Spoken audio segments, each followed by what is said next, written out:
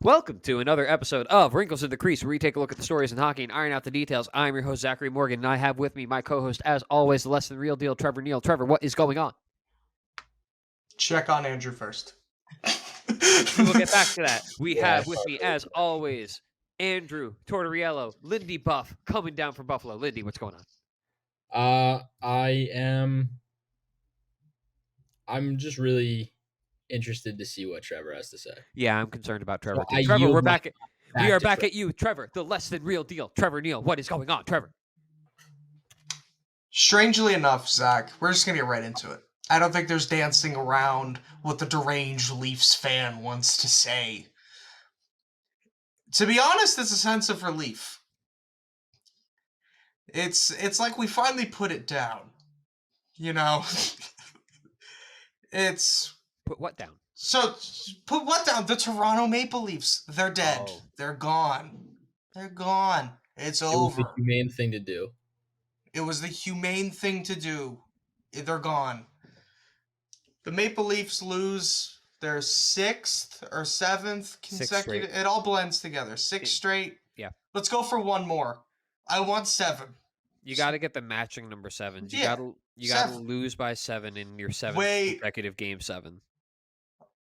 Zach, I just realized. Zach. I'm sorry. Zach, no, that's not it.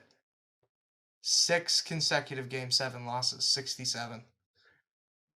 1967. Last year, the Leafs won the Cup. It's a script. Wow. It's too perfect. The Toronto Maple Leafs lost their 6th consecutive game 7 to the Boston Bruins. 4 of those 6 were against Boston. All in TD Garden. It is every year. And the team seems to have appeared to finally have gone, I don't think this works. After all of those first round blunders, regular season success, all to mean absolutely nothing in the long term. Sheldon Keefe was relieved of his duties this morning? Yeah, this morning he was fired. That would track. Right? Yeah, this morning Sheldon Keefe was fired. Yesterday morning? One or the other. Within the last 48 hours. It was yesterday. There you go. See? Last 48 hours. Sheldon Keefe is gone. We're getting a press conference tomorrow morning in which Brad Treliving, the general manager, Brendan Shanahan, the president of hockey operations, and Brendan Shanahan's boss at MLSE, I'm blanking on his name, will all be speaking. And that feels like the press conference where they go, all right, we're restarting. It doesn't work. The sense of relief is coming from, we've watched this team for so many years do the same shit come May. It's the same, it looks the same. We lose, slightly different things happen, but at the end of the day, the same thing happens. And we finally went, I don't think that's normal. No, wait, that happened. It finally today. That media availability. That was today. That was today? Do you want to restart that? It yet. Do you want to restart that? Probably. Okay. I probably should have watched that. I thought it was Friday. Today is Friday. Today is Friday. Honey. Keep it in. Honey. They hurt you, bud. They hurt you bad. You don't even know a day. They hurt me bad. They hurt me bad. You with brain damage. They did send me home with brain damage. Oh my god. How did I miss this completely? Oh my god. The Toronto Maple Leafs have broken my friend Trevor, who should be isolated from all of these problems. He is in the middle of nowhere. Like legitimately, there are more tumbleweeds than there are people in where he is. There's a lot of tumbleweeds. Yeah, a lot of tumbleweeds. That's what they manufacture. That's where they come from. Mm-hmm. And never mind that there's an entire college. They got to him from Toronto to the middle of nowhere and broke him to where he doesn't know where I don't know what day of the week it is. We don't have a coach. The team's a mess. I'm a mess. who's going to be a Leaf next year. No one knows. The Leafs are moving to Arizona. That's to not give spoilers to what Trevor thought was happening tomorrow, but is in fact happening today, or happened this morning. Excuse me. It does seem as though Brendan Shanahan received a new vote of confidence from his boss. I'm learning this live. Why? Why are we giving him confidence? Guys. Oh, Zach said the word that set Trevor off. Guys, Shanahan has been here for 10 years. It doesn't work. I'm just gonna say this now. It may perhaps have something to do with the fact that we are dealing with a new I don't know the exact role, a new CEO for MLSE. Mm-hmm. Apparently he's impatient. He's very impatient, apparently, from what I've heard. So, very impatient, but apparently more patient to not burn the house down 1 month into his new role. I would have. I thought that's what we hired him for. Like, I'm done. Like, how do you roll any of this back? Sheldon Keefe was not enough. It's not, because it was the same shit with Babcock. It was slightly different. It was slightly different. Mitch Marner was unhappy. He wasn't happy with Babcock. Is he happy now? That's a good question. That's genuinely a really good question. Be. He'll be happy when he is on his new team, wherever that may be. Mitch Marner is one of those players where I'm not trying to, incite this. To see him play for a non-Canadian team feels wrong. Yeah. But here's the thing. We've proven over X amount of years he cannot handle playing in a Canadian market. He can't. I mean, he was talking about that. No, he can. His dad can't. No, he can't. Oh, don't bring his dad into this. Don't. Okay. Apparently his dad reached out to the Steve Dangle podcast to complain. That's what I've heard. I've heard that actually after the Montreal series, he said they're being too harsh on him. And they've been real hush-hush about it. Either someone from Marner's camp reached out, or Marner's dad reached out. Allegedly. He can't... Allegedly. Yeah, thank you. Allegedly. Thank you. He cannot play here. I've seen Mitch Marner cry on multiple occasions mid-game. He can't handle it. He cannot handle being the guy that has to perform in the biggest moments in front of the biggest market in sport. He can't do it. I don't blame him for not being able to do it. I don't think I'd be able to do it. But you're making money that you have to. It's just... Austin was great. Austin came back. He fought back from injury. I thought he had a good series. William Nylander led the team in goals over the 7-game series. Did not play the first 3 games and did not score until Game 6. That's bad. And he led the team in goals. That's bad. It's really bad. Do I hear the worst part? Ilya Lyubushkin had more points than Mitch Marner. And John Tavares combined. The Boosh. It's not. The Boosh. Put him on the wing. Like, incredible. I don't want to see this team come back. They can't. It doesn't work. We learned that after Montreal. It doesn't work. And we've just been kind of delaying this inevitable, accepting the fact that it needs to be broken up. This group of 4 guys in the core does not work together. It doesn't. We're done.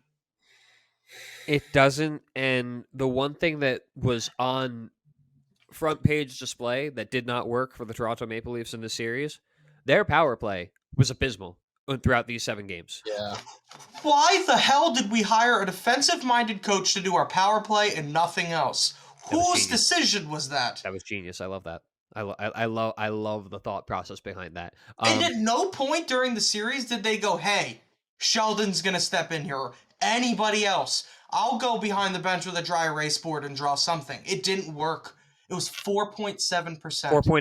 4.8% according to StatViews. Thank you. I got you covered, buddy. I just changed how they rounded. But like, I'm glad you had that up. Thank you. Got you covered, buddy. Yeah.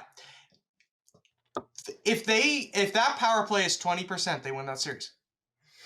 If that 100%. Power play is 10%, they win that series. If they get one, did they have a power play goal in Game 7? No. Did they have a power play opportunity in Game 7? Yes, 3. I think 3. They had multiple. Yeah. They had multiple at times, whereas opportunity to game can be done here. Series can be done here. I hate to say this. Or maybe I don't. If I'm whoever is coming in to coach the Toronto Maple Leafs, whoever is coming in to coach any sort of power play this for next season needs to take a look at what the Edmonton Oilers are doing on the power play. Because they have it set up where, yes, of course, the Edmonton Oilers are playing with house money. They have Leon Draisaitl and Connor McDavid, who they play at the same unit. But the advantage that I'm talking about here is there's no set position for their players on the on their power plays. If you take a look at it, they're constantly shifting. You don't know where Connor McDavid is on the power play. You don't know where Leon Draisaitl is going to be on the power play. There are teams that struggled with the power play. The Toronto Maple Leafs in the playoffs, the New Jersey Devils all season.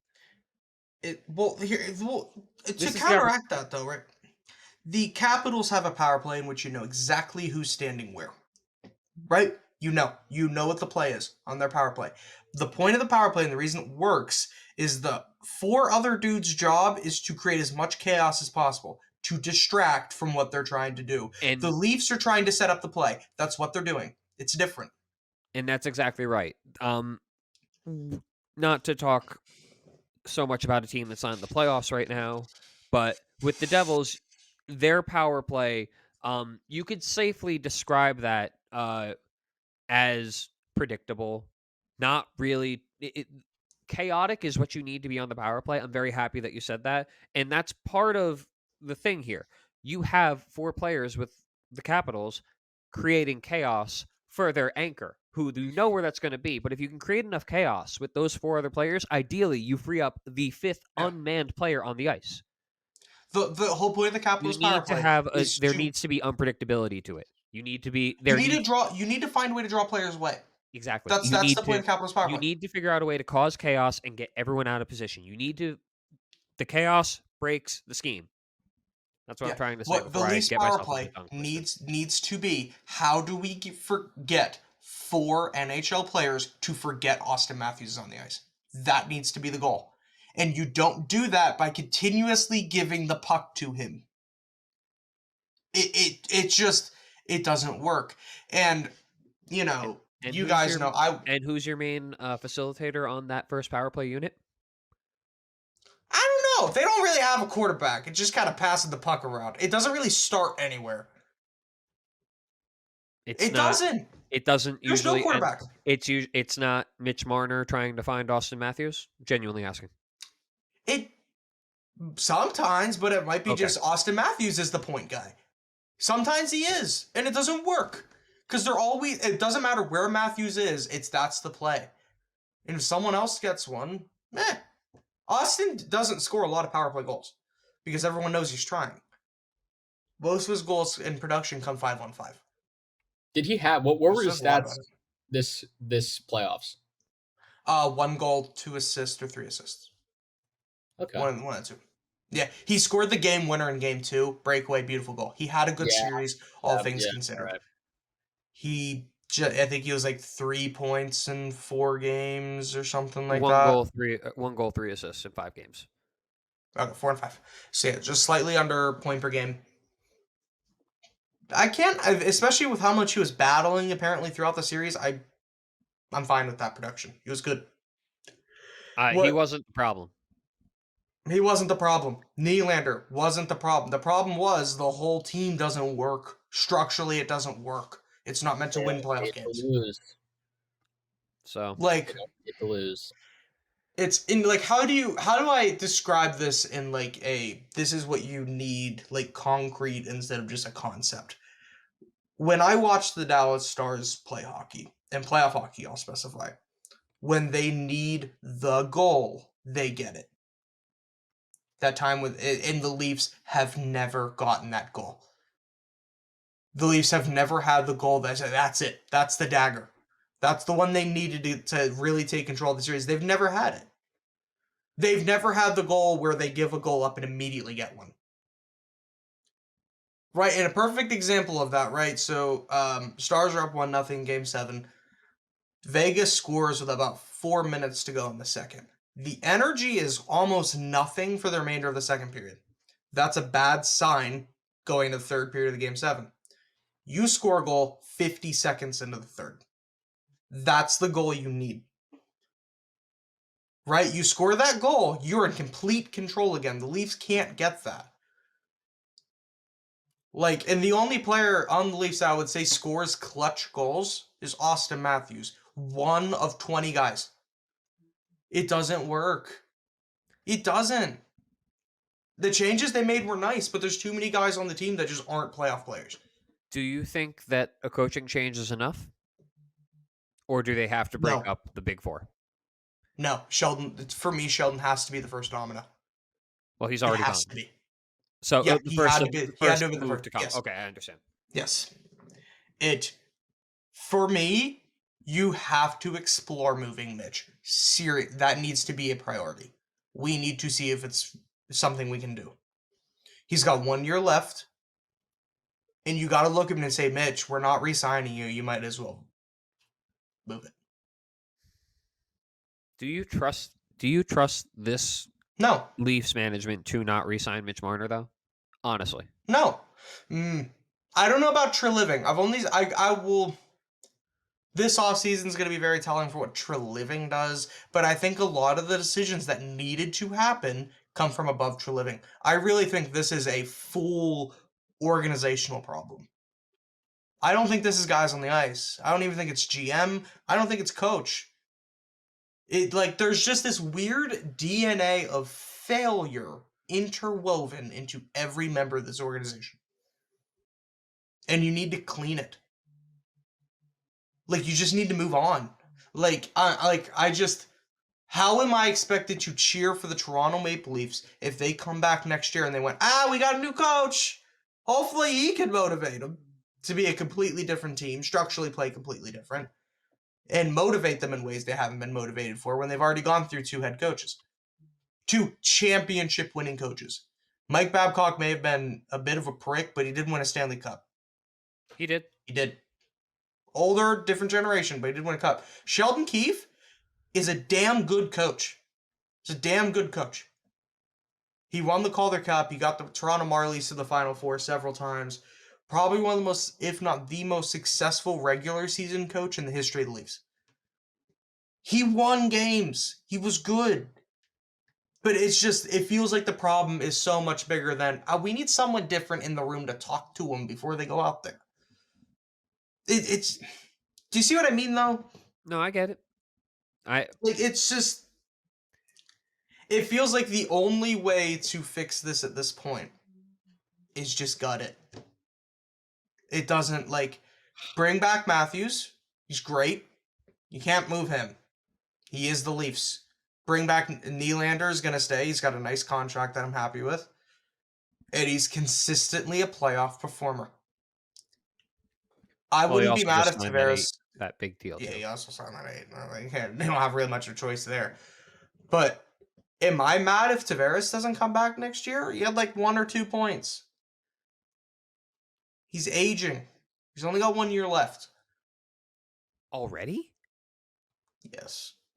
Wow. That's how long. 30.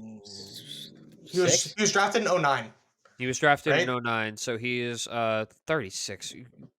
I'm 30 mad at you for different reasons, but he's like 32, 33. 33. Okay. Yeah, like, am I mad if he doesn't come back? No. I don't care what the identity looks like next year. It needs to be different. I don't care who's here. I don't care who's not. It needs to be different. It's clear, at least to me, that it's not the lack of skilled players, it's the team makeup. It's like very heavily leaning on finesse and not a lot of It's that we have $40 length. million and 4 forwards, and 2 of them consistently don't show up at the playoffs. Yeah. I mean, hey, but I look at Mitch and I go, you make $10.93 million. That's Matt Duchene makes 3. You know what I mean? Like, Matt Duchene like, also has Marner's not a bad player. Marner's not a bad player. No one's Matt Duchene also has 10 turnovers these But playoffs. You're still saying like we need to move him. Thank you. I do. So I do think he needs to go. It's a team makeup issue. You need different role players. Because it's a team makeup issue that can't be solved. Sorry, go ahead.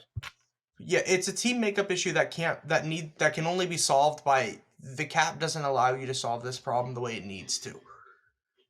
Someone needs to move here because you kind of got a logjam at the top. You've got Tavares making 11, you've got Mitch making 10.93. Just say 2 players making 11. How are you expected to get depth now? How am I like you're taking up probably 2 depth guys, maybe 3 each. Well, Tavares has got to go. Tavares is. I think Mitch has to go before Tavares because Mitch is going to be a lot easier to move. I think. Yeah. Oh yeah. Mitch, yeah. you can get the opportunity. You can talk to him. Tavares, when his contract is up, like that's it. I don't. Yeah, he'll sign. He'll sign another one for cheap. He's cheap. not that lush yet. I would say, what is cheap for a Jonathan Tavares player? $4 million, somewhere in that range. Yeah, I think he signs like 5-6 mil. I think he'll go get cheap. and be happy with it. I know. Okay. I want to. But isn't that the same problem? Isn't that the same problem you're talking? I mean, why sign someone like that? Well, you know what? Well, he's gonna get that somewhere else. He's getting it somewhere else. He ain't getting here.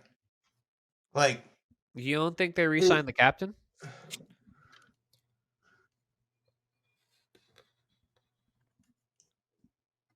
Are you talking to me? No, I'm thinking. It's open-ended. I think he's more likely to stay than Mitch because of the age and because he is the captain. I wouldn't be surprised though. I really think the move here is to gut, and Mitch is going to be the easiest to move just because if I'm a GM, that's a lot more enticing than the very much aging player that makes a hair more. Andrew, what about you? Sorry. I'm looking at his stats. I guess I mean, the fact is they have a core which they're not really old, but they have to fix whatever problems they are having like soon. Because if you don't, I mean, seemingly you have 2 of the best players in the NHL, and somehow you can't make it past the first round. Mm-hmm. So, I mean, if you can get Tavares to sign for $4 million, good. And I get that he's the captain. I get you'd want him back, but if you are so heavily leaning on the top 4 players that make up half your salary cap, you need to start cutting weight somewhere. And you gotta, I mean, even if it's taking chances on some like 4th line wingers or whatever to kind of fill in the depth scoring, like people who show up when those players don't, because whether it's their choice or not, sometimes they don't show up, like Nylander with the migraines or Austin Matthews with whatever he had. Illness. It would be illness. Yeah. I love that. I just think it'd be very distinct, very, very specific. Money better spent elsewhere. The Leafs need guys like Nick Paul, Brandon Hagel, Tyler Toffoli, Blake Coleman. Those types of guys. That's what they need. Your guys on your second and third line. And if you're on your third line, you look at it and go, they should probably be on the second. Those guys. It's like all the pieces that all the kinds of players they need are all the pieces that Tampa lost in the past couple of years. Yes. Yeah. We need those guys. I'm just thinking about it, and I guess the thing that confuses me is like when you have a franchise that's like struggling, and you finally get like those players, you're like, oh, these are the guys we're going to build around. You expect to be a winning team, but then you get a guy like Austin Matthews, you get William Nylander, you get Mitch Marner, and there's something missing, but it's not a big thing. What do you do there? I mean, it's exactly. We've tried. We brought in the grit. Tyler Bertuzzi and Max Domi were supposed to be those guys. And here's the thing. They were. They played great. They were mean. They added some snot to the Leafs team. And they still lost. The result looks the same. It didn't change. Like, when they went down 3-1, I looked at my dad and said, statistically speaking, the Leafs are going to come back. And there is a surprisingly large sample size saying the series is still going to go to 7, and then they lose. The only thing that looked different this year than years past is they didn't look like total dog shit in Game 7. That was a winnable game. That's the only difference. They got it to overtime. That's okay. I mean, the way they lost was brutal. 100%. A puck bouncing off the boards in front of the net. I mean, that's just something you can't let happen. No, okay. No. A puck bouncing off the end boards in front of the net in which two players making a lot of money forgot to play hockey for a split second. It's crazy. That's what happened. Riley lost him. Nylander, and like he's not even in. He does this thing. Nylander just does this thing where he'll like quit on the play sometimes, and he's in the right position. Oh my god!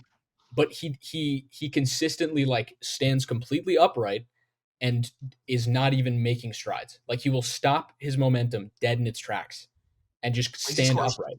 It's insane. And I pointed this out on my own YouTube channel. People are like, oh, but he's in position. Doesn't matter. You always have to be ready. If the play goes that way, if the play goes the opposite way, you're supposed to be down and ready to explode. Subscribe to Lindy Buff. So true. Subscribe to Lindy Buff. But he doesn't do that. He doesn't do that. He'll just stand, and if the play happens to go the other way, then he'll get into the position, and then he'll go. And it's infuriating to watch. I don't know why he does it.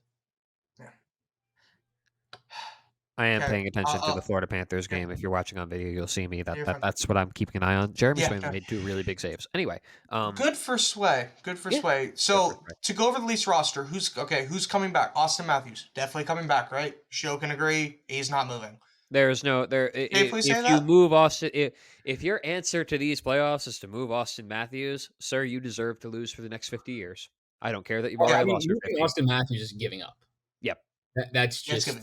There's no equivalent. You're not going to win a trade with Austin Matthews. The Leafs aren't winning a single trade this offseason. They're losing all of them. The real win is the cap space and the freedom. The only way they win a trade is if they somehow get Macklin Celebrini in return for not Austin Matthews, meaning you add Macklin Celebrini to Austin Matthews. That's a victory. But if you can't do that, then. But even then, I mean, that's it's impossible. San Jose is not giving up the homegrown kid. There's the every now and then first round pick or first overall pick bust. So I mean, even then, it's like it's still a gamble. You know what I mean? Still risk. So you could talk to me about the first 4 or 5 picks from 2012, please. I would love. Yeah, it's actually crazy. Morgan Riley is the best player. Morgan Riley is the best player of that bunch of 5, I think, because he was 5th overall that year. Yeah, 5th. Is Marner coming back? Don't analyze yes or no. No. I think yes. I just don't. It's hard for me to imagine. I think I'm not saying this that there are teams out there that want Mitch Marner, because I'm sure there are teams that would love to have Mitch Marner on their team. I just don't know if the pieces get put into place to make that deal go. Now that's interesting. Maybe that's also what we're paying. If you have a 3 now, maybe you orchestrate a 3 or 4 team trade, which we've seen that start to happen around the league. So the Leafs were the ones to really pioneer that recently. Leafs have done a lot of that. Those 3-team deals. Now it was the Dubas era, so it's changed a little bit. How do you Max Domi, justify I think he's back. Back. Or not justify. How do you if they don't attempt to make a move in the offseason? Because they made it comfortably into the playoffs. I think Marner's a huge piece of the team, and his stats are amazing, but they don't necessarily need him. And all they need to do is make it. So I would also agree in that I don't think Mitch Marner is actually as useful as what his stats say he is. I think you can produce production cheaper. I agree. Yeah. I agree with you that you can get his production cheaper because so much cheaper. Look at his production is not like uber rare. Look at it. It's not always about production. It's not. I mean, you have the guys that you want. Obviously, production is never a bad thing, but you have the guys in the Leafs that you want to produce. That's pretty much. I mean, like you have the guys that, theoretically, during crunch time, should be like, that's the guy. Theoretically. But, I mean, it's a big contract. You get a lot of stuff with that. They moved Erik Karlsson at the same number. It's doable. It's doable. Okay, where and Pablo Okay, no, hear me out. All right, so Mitch Marner, he put up 85 points in 69 games. So nice. Keep in mind the other players who put up 80 points, at least, in this range, call it, we'll go from Sebastian Aho had 89 points, and then underneath that we had Steven Stamkos had 81 in 79 games. That 10 players in between there, it includes Elias Pettersson, Matthew Tkachuk, Robert Thomas, Roman Josi, Jesper Bratt, Evan Bouchard, and of course Steven Stamkos. Mitch Marner had a better points per game average than all of them. And we're talking like, those guys, all 1 point a game. Mitch Marner had damn near a point and a quarter a game. So we are talking about a guy who that is elite level production. When you break down the points per game, he is number 11. He's just outside the top 10 behind JT Miller, which I'm not. We can talk about that later. Yeah, that's an awesome. I did not see that. JT Miller is. I did not see that. Could I just say something? Could I? Off of what you said, Zach, I would love it if because Stamkos' contract is expiring. Yep. Yes. I would love if Tampa somehow just didn't want to bring him back and the Leafs somehow got Stamkos. Yeah, what if the answer is the Toronto Maple Leafs somehow bring back Steven Stamkos? Do you change your tune then? I would love it. Honestly, Trevor, do you change it? Does Steven Stamkos change things? He's smiling. Am I wrong for thinking I don't think he does? That's crazy. Is that bad that I'm like... You don't think he does, or you do? I don't think it does. Oh my God. No, you're good. You're good. You're good. The more influential player, Steven Stamkos or Mitch Marner? At this point in the career, I would say Mitch Marner. And I don't mean that. Actually, you're right. I don't mean that to degrade. It's just you look at the style of game. Right. You look at the gameplay style.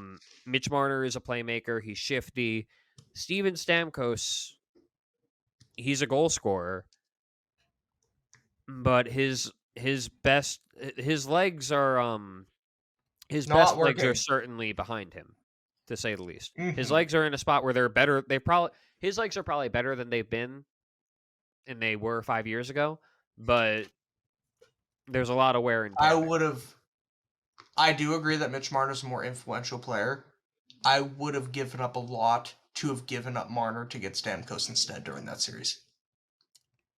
Someone put the puck in the net. Please. Would you have... He's a beast too, bro. Now, of course, we're talking hindsight 2020. But is there a scenario... No, I don't even want to, because we're talking like, what if the Toronto Maple Leafs what ifs. In that like 2015, 2016 season when Steven Stamkos is expiring, what if they, pull the trigger on Mitch Marner was the 4th overall pick in 2015? What if they pull the trigger and make that at the deadline? You pull in Stamkos. So that wasn't going to happen because that year the Tampa Bay Lightning went to the Stanley Cup Finals to lose to Chicago, but it's one of those what ifs. Florida just scored power play goal. Have had this what if in my mind that I've wanted to turn into content for a while now. And it's one of the craziest things that I've ever come up with in this stupid sport.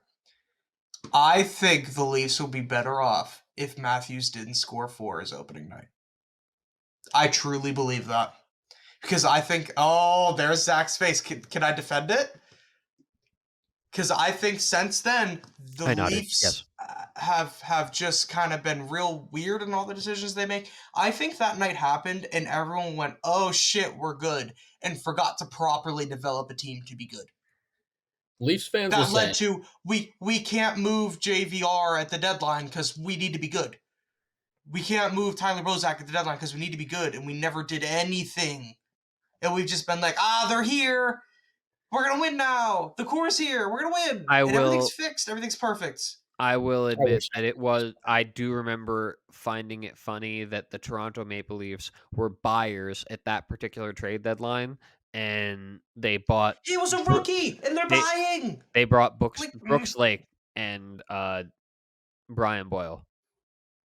Buying in 2016. No, 2017. Was that a good decision? No, 2017. Long term, was it a good decision? No. I would say no. I would say no. But they did win 2 games. They did win 2 games that playoffs against a team that lost in the second round. So Zach.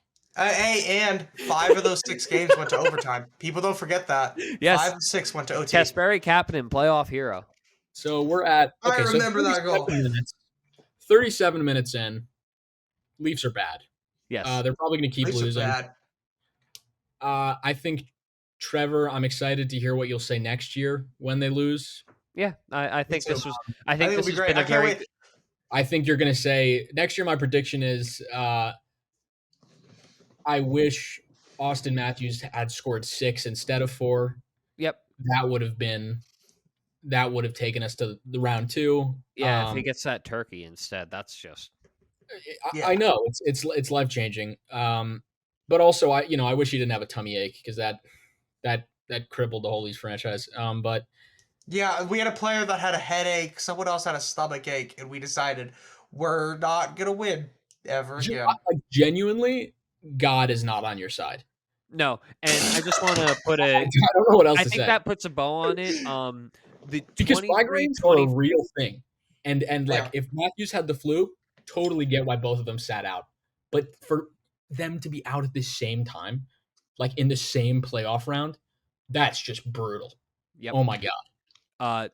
10 out of 10, great Leafsing. 23-24 goes down in the history books as one of the all-time greats. You completed a lot of checks that there were a lot of marks that you checked here. Austin Matthews nearly getting 70 goals. That was good. That was good. They fired the coach. They lost in Game 7. They failed on the power play. Sure there were injury concerns. There were goaltending concerns, not really, but he did get sick, and then... Oh, there were goaltending concerns, Zach. We couldn't stop a fucking beach ball for half the season.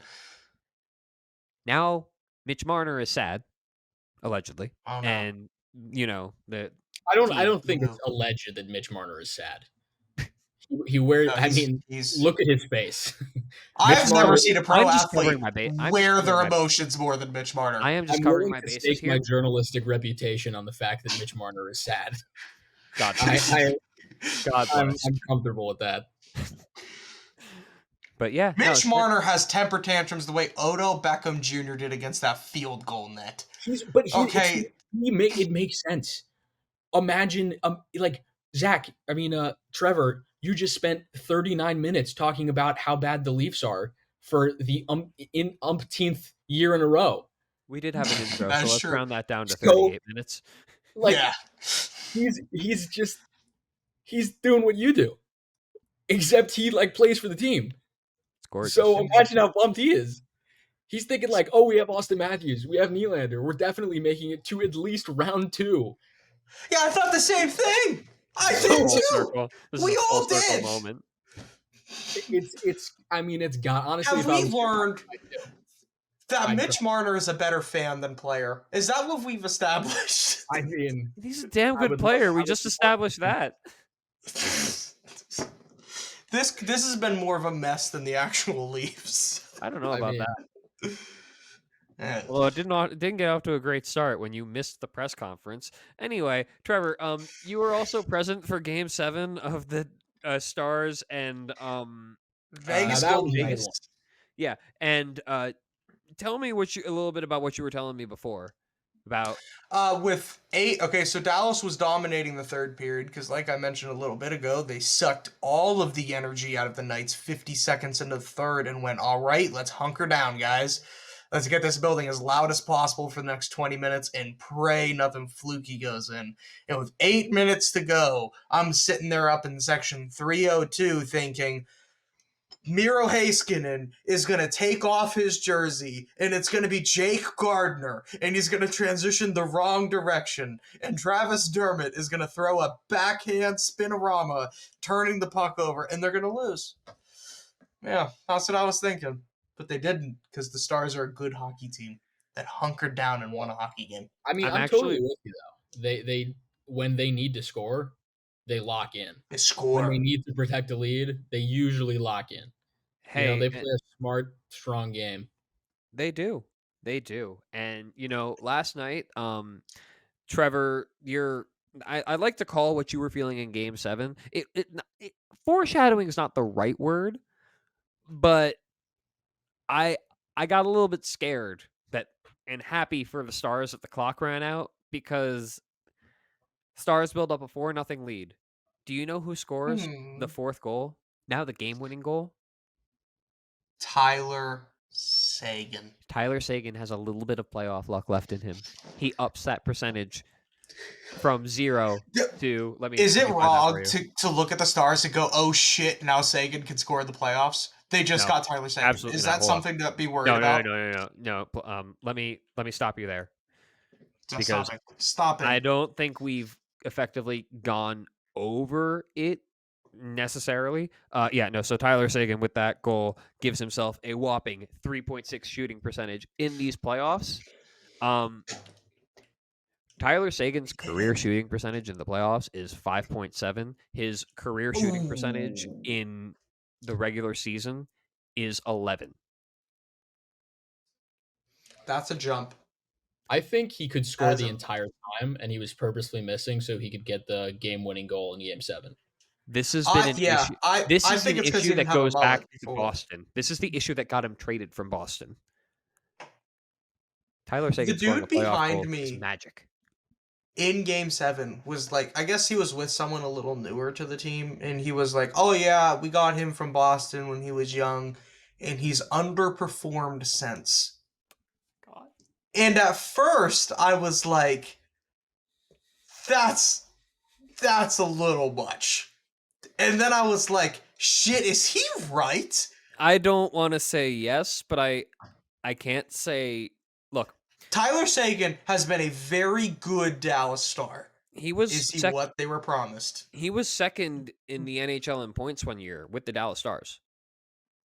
He's a good player. It was 2015 where the leading point scorer was... Was that the year Jamie won? That was the year Jamie won. Did Jamie go 1-2? That was, yep. That's insane. They did. And the leading point scorer had something like 87.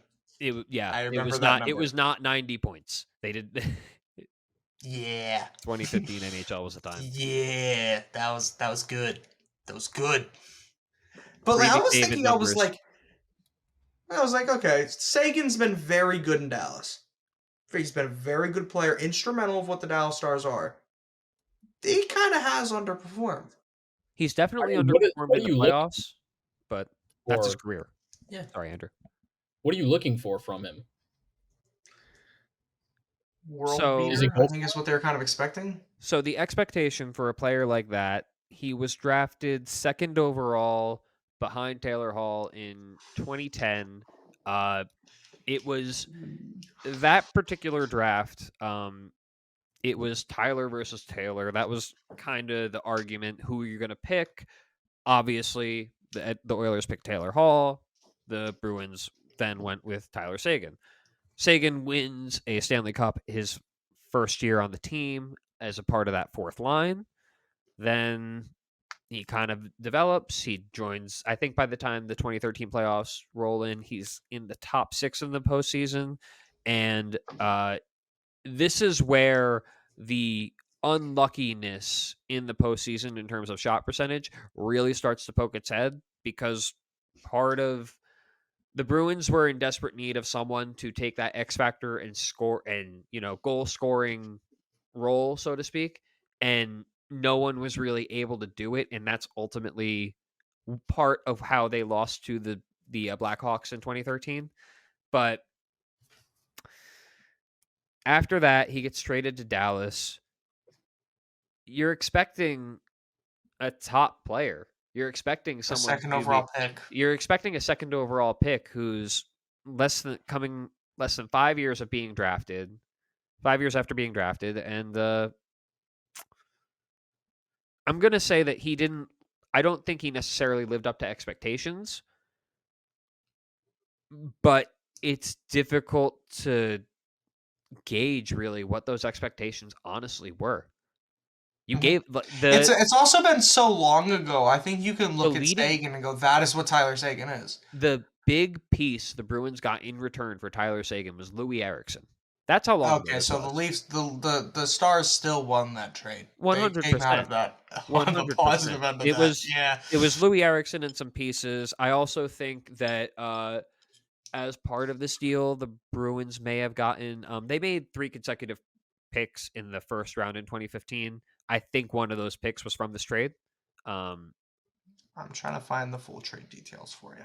But yeah, it's I don't know necessarily how to say it. I think at times he lived up to the expectations. Maybe early on he definitely did when you're second in the league in points. But I'm gonna have to say that no, probably not. But okay, so Dallas acquired Rich Peverly, Tyler Seguin, and Ryan Button, the signing rights to Ryan Button. Bless. In exchange for Matt Fraser, Louis Eriksson, Joe Morrow, and I didn't know he was involved in this trade, Riley Smith. Oh. Yeah, I wouldn't have had no idea. That's like Carter Verhaeghe being involved in the Michael Grabner deal that sent him to Toronto. Just what? Yeah, it's just like very random. But so Seguin was a second overall pick in 2010, correct? Yes. Is it time to have serious conversation about the 23rd pick of the 2021 NHL draft, Wyatt Johnston? Guys, he's here. He's like a goal a game. We've needed to be talking about him. Guys, we talk about the Stars pretty frequently. I don't think we've talked about Wyatt Johnston enough. Just short of 40 goals this year. Led the team in goals. Good for him. That many? Yeah, it was crazy. It was like 36 or something. Let me get the exact number so I'm not. Yeah, no, maybe we need to talk about him a little bit more, because I was somehow under the impression that Jason Robertson was leading the team in goals scored. Or even no, he led them in points. The Stars were good, like last year. What? I just found out the Stars were good last year. Like, they've been good. They've been good. They've been in. It's easy to forget, but the Stars have been making playoff runs. Maybe Tyler Seguin hasn't. Maybe Tyler Seguin has lived up to expectations, because the Stars are a team that has gotten past the first round pretty regularly over the past decade or so. Yeah. Okay. So it's a hair lower than what I remembered. 32 goals, 33 assists. He's played every game. That's still pretty good. That's really good. He's also 20. That's really good. That's really good. In the postseason, he's a center, right? Yes, too. So he's not a goal per game. 9 games played in the playoffs. 5 goals, 3 assists. Keep in mind, 1 overtime winner, the icebreaker in Game 7, Last year, he scored 2 goals in Game 7, including the winner. Guys. Hey, when Jamie retires, guess what? There's your captain. Tim, everyone in Dallas says it. Like, Miro Heiskanen we're is so right ready. there. Miro Heiskanen is right there. Why, Johnson? Okay. Jamie Benn Johnson? will I'm never telling retire. you. Jamie Benn is immortal. No, Jamie Benn will never retire. They're going to sign him. I mean, I love Jamie Benn. I love his skincare routine. Jamie Benn, if you ever somehow see this, please send me your skincare routine. I need help. Next time I run into Jamie Benn, I'll ask him, what are we using here? Because that's impressive. But like, you look at this so we're very much kind of into the playoffs now. We've kind of seen what everyone is as a playoff performer. Are we still saying the Stars are probably a favorite still, or the Rangers that we're gonna have to talk about at some point? But those Stars look dangerous. I feel a lot better about my bracket than I did before Game 7. I'll say that. Going into Game 7 between Vegas and Dallas, did you think Dallas is going to win that? Yeah, I absolutely thought. I had full confidence. I didn't even think we'd get to a Game 7. I was unsure. I'll be honest. I was unsure. And I think the interesting result of Dallas winning Game 7 is Vegas admitting that they miscalculated in terms of just getting in, and that maybe they should have cared a bit more about seeding in the playoffs, because to just get in and meet Dallas in the first round, I don't care that you're the defending Stanley Cup champions. That was the Western Conference Finals matchup last year for a reason. So I viewed that until up until the end of the series as Dallas was the unlucky one there. Okay? Yeah. After that series, I went, Vegas may have been the one that should have been scared going into that. Also, Vegas very much should have been scared. I think it's something glaringly obvious that we need to talk about. You know, who was on the roster last year for Vegas? They had some leave. No. Maybe any multi-Stanley Cup. No. Zach, can you mute? Can you mute? I just think it's interesting that Phil Kessel led the team to a Stanley Cup victory. Thank you. Yeah, no, you cannot silence me. This year, first round exit without Phil Kessel. I think it's interesting. Follow the science. I just think it's funny how. Yeah, I mean, did you see the Jamie Benn quote after Game 7? I did not. What was it? He said, we knew Vegas wanted us, and they got us. Ooh. That should shivers down the spine of the entire Western Conference. Yeah, that is a team who's feeling themselves. It's entirely. They know they're good. It's entirely possible. I'm not trying to belittle any of the remaining teams in the Western Conference. It's entirely possible that was the biggest obstacle in the way of the Dallas Stars. Vegas was the biggest obstacle for Dallas getting to the playoffs. Yeah, I think that I don't feel like that's a massive statement. No, honestly, it was just get out of the first round. Like, I'm still rocking. And then you get then you get Jake Ottinger, because there's the whole storyline going into that game. Pete DeBoer 7-0 career in Game 7s. Jake afterwards says, we didn't want to be the group to ruin that for him. But guys, that is a team who is feeling themselves and will die for that coach. 100%. But do we want to talk about really quickly what happened the other night with your pick, the Edmonton Oilers? I mean, it wasn't great. It wasn't great because they had a 4-1. They're allowed to have bad games. Yes, you are. You are. Look. It's a 7-game series for a reason. 100. Exactly. You are 100% correct. I think tonight is what really. That was a heartbreaker. Come back tonight, then I think it was a fluke. It happens. I just don't see, the explosive offense of the Oilers. I just don't see the Canucks, who barely edged out the Predators. I don't know how they won the first game. to be quite honest.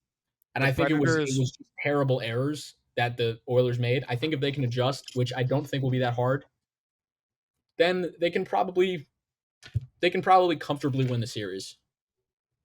I think like 6 games. I'm going to give the Predators a lot of credit here. They are a very well-coached team, and I think that plays a lot more to it than anything else. You also have to realize that Vancouver is a young team, so there's a learning curve there when you go to the playoffs, as with your new young leadership. I agree with you that the Predators were not the strongest competition for the Vancouver Canucks. I don't think that series is the best barometer in terms of how dangerous the team is in the playoffs. And to come back, granted, you're on your own home ice, to come back down 4-1 and win a game 5-4, that does a lot for your confidence, I would imagine. So I think it's important to remember Dallas did something very similar in game 1 of the second round, and those two fan bases felt very different after it. Dallas was, all right, we'll get them tomorrow. Okay, that was the feeling. Edmonton is not. That was a fluke. I think they're scared. I get a very different vibe from Edmonton's outlook after that than what Dallas had. My thing is with Dallas, Jake Ottinger can have an off night. He's still Jake Ottinger. Jake Ottinger got criticized for having a bad series in the first round. The only goaltender better than him was Swayman. And Swayman got to play against the Leafs. Yeah. If you take out Jake's first game, he had like a 940 or something. It doesn't even matter because it doesn't matter. Stuart Skinner is not Jake Ottinger. And I think that's a big difference in the teams. I mean, I don't know. You want to talk about goaltending. The Canucks situation is insane. Oh, somehow they're on their third string goalie straight out of Latvia. Shout out. And he's getting the job done. Are we surprised that it went to the third string goalie? Their backup was Casey DeSmith. I don't know. I feel like his game has struggled over the past few years. What was the Canucks situation? Career, yeah. They have Thatcher Demko, who is their franchise goalie. And Demko gets injured. They put in DeSmith. DeSmith wins one game, starts another, gets injured. No. Bold. No. Or did he not get injured? I'm sorry. Bold. No, DeSmith got clobbered in the head, I think. Oh, yes, you're right. You're right. DeSmith got injured. They bring in Silov. Arturi Silov or something. Yeah, Silov. And then so they have him. They have the third string goalie starting, and they have some guy from the AHL backing up. Mm-hmm. No, DeSmith is backing up at this point. And that's what I saw. That's what I saw on the score sheet the other night. Okay. No, that's why I was clarifying, because I didn't fully understand how the injuries played out. Yeah, no. But they're still going with the guy, our Latvian friend, the third stringer.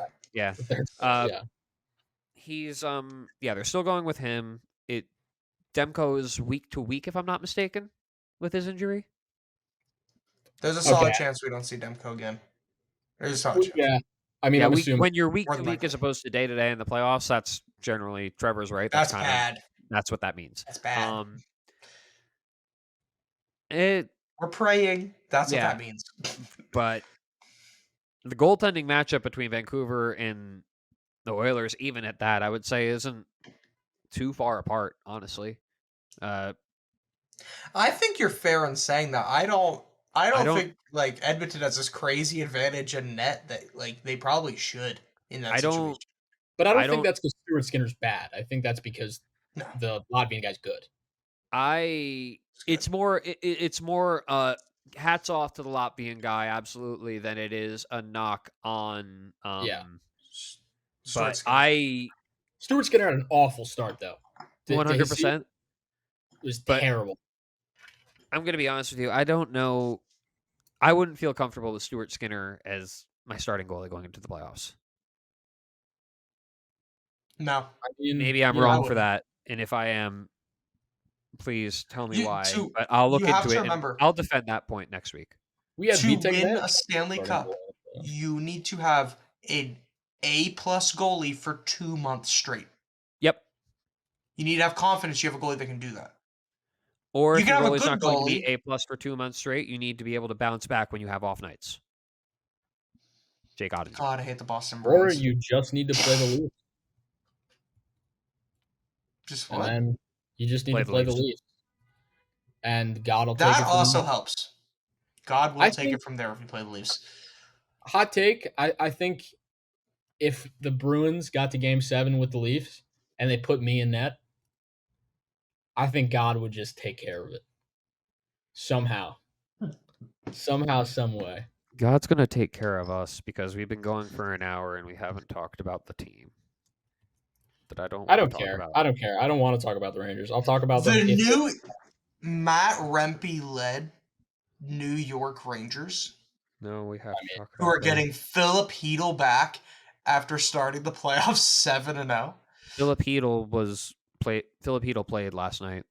He did play last night. Okay, so it was last night. Yeah, the Rangers. God, my days are so screwed up today. The Rangers are they're the hottest team in the playoffs. I don't even know what to say. I hate it. I hate it so much. I lit some incense and cursed Igor Shesterkin last night. So hopefully I will do the same tonight. I'm just gonna go ahead and say I'm just gonna go ahead and admit that I was wrong. This team has a real chance, and it's terrifying to me. And yeah, clip this, do whatever. It's Zach, just... No, we're gonna clip this. Zach, if the Rangers win the Stanley Cup, are you going to the parade? In Devil's gear. No. Why would I do that? I think you should. Why would I do that? They'll kill him. Have you seen the Cup before? It will kill Have you seen the Stanley Cup in person? Does it make it worth it? No. And it doesn't matter because that's a deep rivalry. Deep rivalry. One of the things that I talk about this a lot, and it kind of dawned on me last night when one of my close friends, who I bring with me to a number of games, he's not super very, very deep into hockey. Devils were over, so his season was over, and I was texting the group chat with one of the two other guys in there. I grew up with all of them. We're all from the same small town. Of the two of them, one is a diehard Devils fan, also diehard Jets fan. So he knows pain. That's terrible. The other guy is, so I have 2 seats. The other guy is the one who, when we got them, he had the other seat. So different levels here. So I just sent a one word text with a picture of the score, pretty deep into the third period. And there was a lack of understanding. And it's because the Devils and Rangers are in the exact same area in a very similar way that the Islanders and Rangers are, but to a worse extent. Because there's a fake line between the two. That's the North Jersey territory was Ranger fans for a long time, and the Devils didn't, especially the closer you get to the city, the Devils didn't exactly take over, and Rangers fans stayed Rangers fans. So that's part of the mix of why when I say Devils and Rangers fans are the same people, we are the same people. We're from North Jersey, the city area. It's odd that there's one team that's so storied and then you put a new one right next to them. It hurts. It's odd. It's watching your neighbor celebrate until 4 a.m. It's just they're in my backyard and they're my next door neighbor. But they haven't won yet. They haven't won yet. They haven't won yet, but it's terrifying right now, man. It's like playing youth hockey when the teams are in the locker rooms next to each other and you lose and you can hear the other one celebrate in the locker room. That's what being a Devils fan is. That silence right now, that's the perfect way to describe it. What it's like being a Devils fan right now. Now, that being said, they still got to beat good teams. There's a lot of good teams they got to beat. There are a lot of good teams left. I don't see them beating the Panthers. I don't know. I don't see them beating like. I see them beating the Canucks. They beat the Oilers. They beat the Avs. They probably won't beat the Dallas Stars. I don't know about Dallas. I don't know about Florida. I think the Rangers would run through the Boston Bruins. I don't think. I don't think it would be close. The Boston Bruins look tired. They look like they've already run out of steam. It would be. Yeah, they're down 3-0 right now. It would be absolutely disgusting what they would do to the Boston Bruins. Florida was rusty in game 1, and that's why they lost. And now we're seeing what the series should look like. Yeah. Yep. Yeah. Florida is so scary. Yeah. So scary. So scary. Yeah, they are. But that Dallas Florida Cup final is going to hit different. But yes, I wanted to. You know how you said 3-0? 4-0. I wanted to. But yes, I wanted to take time. 27-8 in the third period. I mean, it'll be a miracle if they crack 10. They'll crack 10. Score effects take over. Yeah. You said 27-8, 4-0, right? Yeah. Yeah, I just got that goal. Yes, but I just wanted to take a moment and give the Rangers their flowers. Igor Shesterkin, for however shaky he looked during that like February, March period where Jonathan Quick, people were saying, ooh, Jonathan Quick, maybe stop it. Igor is proving why he's your number one. Igor is proving why, at least at the moment, it's Igor, and then it's Ilya, and then it's whoever the Devils have backstopping our team right now. With all due respect to, with all due respect to Jake Allen. I can't wait to win the Cup next year with Jake Allen. I would love that. Hey, man, Jake Allen is a Stanley Cup winning backup goaltender. And don't you forget when we trade Dawson Mercer and Alex Holtz for Mitch Marner, and we have a Marner Allen Cup winning team.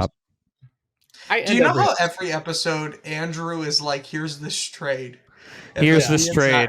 Here's this trade. I don't want to be I don't want to be recording anymore. Let's upset Zach." Ooh. Thank you so much for tuning into this week's episode of Wrinkles in the Crease. Blah, blah, blah, blah, blah. Enjoy the playoffs. We will catch you next time. They're going to tell me about some horrible thing, and I'm going to be sad before I edit this. So, all right. Yeah.